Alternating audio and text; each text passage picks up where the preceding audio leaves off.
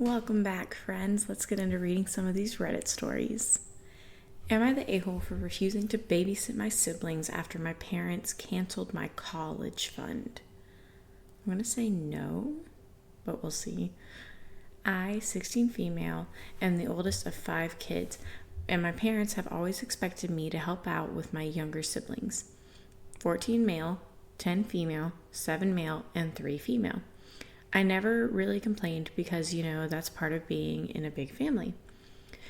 But over the past year, it's gone from helping out to basically being a full-time unpaid nanny. I watch them every day after school, cook dinner, clean up, and even handle bedtime for the younger ones. My parents go out a lot for church functions and community work. But that just means I get left with the kids. They don't pay me, and if I try to make plans, they shut it down because family comes first. I was willing to deal with it because they promised that all my hard work would be worth it. They had a college fund set aside for me, except that was a lie. Last month, I overheard them talking and found out they used my entire college fund to help pay off debts and save for the future. When I confronted them, they said I didn't need college because a good Christian woman's place is with her family. That was my breaking point. I stopped babysitting completely. I told them I'd watch my siblings only in an emergency, but otherwise, they need to figure it out themselves. Cue total meltdown. They called me ungrateful, selfish, and a bad daughter. They said I was abandoning my family and that I owed them for everything they've done for me. Now they're struggling because they relied on me so much, and my younger siblings don't understand why I won't help anymore. I feel bad, but I also feel like they took advantage of me. Some relatives say I'm right to stand up for myself, but others think I should just accept it and be there for my family. Am I the a-hole for refusing to babysit after they took away my future? No. You are not the a-hole by any means here. They are expecting you, like you said, to be a full-time unpaid nanny, and how is that fair to you? You didn't choose to have those kids. They did. So they need to actually find childcare that is not their child, especially if they were willing to take your entire college fund away from you so that you could have a future. They honestly, it doesn't seem like they did anything for you, so you don't owe them anything. You're not abandoning your family by going to college. That's what a college fund is for. They knew that you were expecting to go. So no, you're not the a-hole, and I hope you get out of that situation as soon as you can. Am I the a-hole for refusing to pay for my mother-in-law's deductible after she smashed the gift I gave her? Let's see what the gift was, and I will let you know. Long story short, I was on Twitter a while ago and saw this ad for a political mug that made me chuckle. So I decided to buy it for my conservative mother-in-law as a gag gift because I love the idea of the mug being gifted to someone who leans more conservative. Last night, it was mother-in-law's birthday, and I was getting ready with my wife to go to the restaurant where we would be eating. My wife saw the mug at home before we left as I was packing it into a gift bag, and she rolled her eyes, saying I was being immature, and she laughed at the mug, saying, "Well, it's kind of funny, I'll give you that." We eventually got to dinner, and the whole family was having a good time. Then, at the end, we all gave our gifts, and when my mother-in-law opened mine, she realized what it was and had this sour look on her face, while the mug earned a couple of chuckles. My sister-in-law jokingly teased her, asking if she liked it. She just stood up and excused herself to use the bathroom. As she was about to leave, my sister-in-law said, "It's just a joke, Mom." And my mother-in-law grabbed the mug furiously off the table and slammed it on the ground, shattering the glass. A shard gave her a pretty sizable cut on her ankle. She had to go get stitches for the cut, and my wife said that we should pay for the deductible because she claims I'm the cause for the entire incident. But I said no. She got mad at me, telling me that I was being immature. We got in a fight about it, and I said that it's ridiculous that I'm being blamed for her own actions. We ended up paying for it anyway. Wife is still kind of angry, and my mother-in-law is still furious and refuses to talk to me, saying that I'm a communist. Okay, well, there's an edit that says this was the mug for reference, so I have to see what this mug was before I tell you. So it's a mug with a ribbon that says "Fell for it again" award. I don't do politics, but this just looks so funny. Wow. No, I don't think you're the a-hole. She I'm sorry, but she got butthurt about it. Like, it's just a joke. It's not like she had to use the mug for anything. She could have just, like, quietly given it back to you or your wife or something, or even just kind of threw it away when she got home. She had no reason to smash it. It's her fault that she got cut and had to get stitches. So, no, I wouldn't say you're the a-hole. It's kind of funny, actually. Am I the a-hole for staying away from my best friend because her boyfriend told me to? Possibly. I'm a 25-year-old guy and I'm gay, but not totally. I still find some women attractive, though I've never acted on it. My best friend, 25 female, and I have been inseparable for years. We talk about everything, support each other, and she's honestly one of the most important people in my life. But when she got a new boyfriend, 27 male, things changed. At first, he was friendly, but over time, I started noticing subtle shifts in his behavior. He would make offhand comments like, "Why are you always with him?" or "You should be spending more time with me instead." Eventually, he pulled me aside and told me directly that he wasn't comfortable with how close I was with my best friend. He asked me to back off and give them space. I didn't want to cause any problems in their relationship, so I decided to step away. I stopped texting her, stopped inviting her to hang out, and just slowly distanced myself without any explanation. I figured if I told her the truth, it might create unnecessary drama between them, and I didn't want to be the cause of any fights. Now she's upset. She keeps reaching out, asking if she did something wrong and telling me that she feels abandoned. And I just keep making excuses.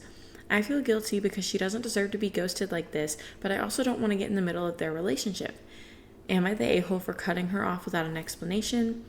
Would I be the a-hole if I finally tell her the truth? Yes, you are the a-hole for cutting her off without an explanation.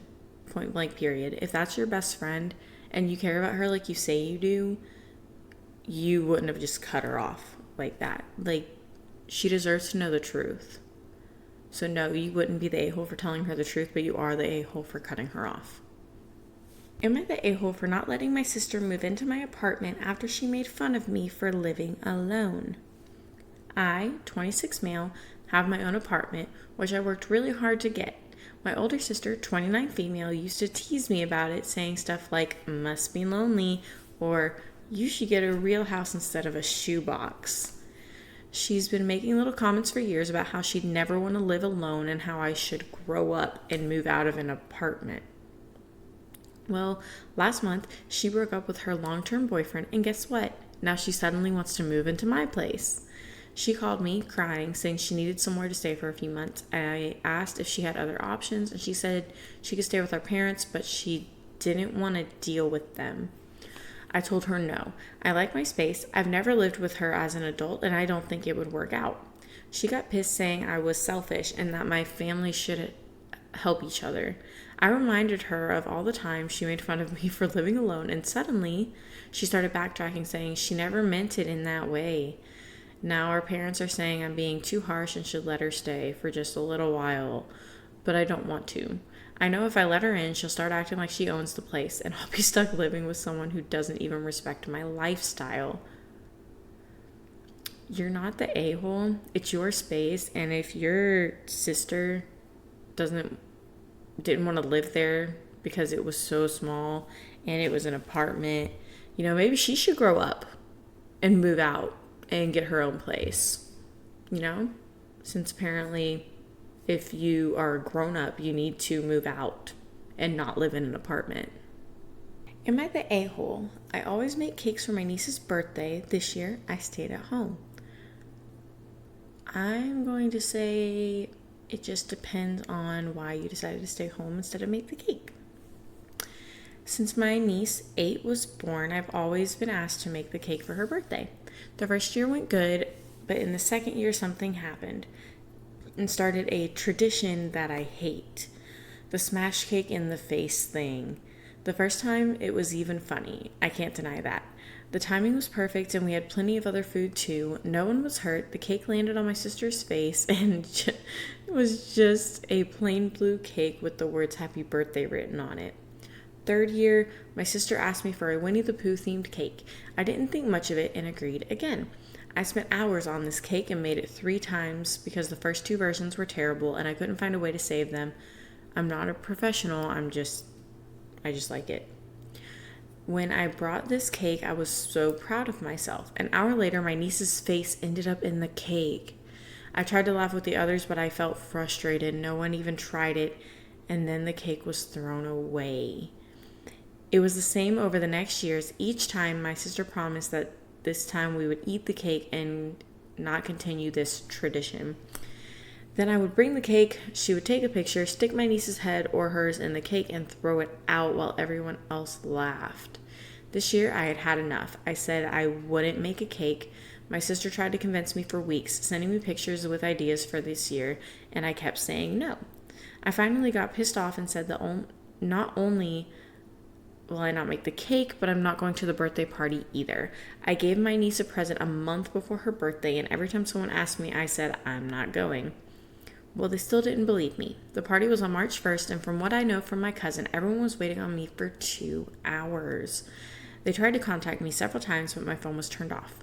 My niece started crying at one point, and my sister's husband finally ran to the store and bought the first cake he saw, but everyone was irritated, and instead of focusing on the party, they were discussing my absence. They also returned home earlier than usual. To be honest, I feel a little bad, and I'm no longer sure if I did the right thing.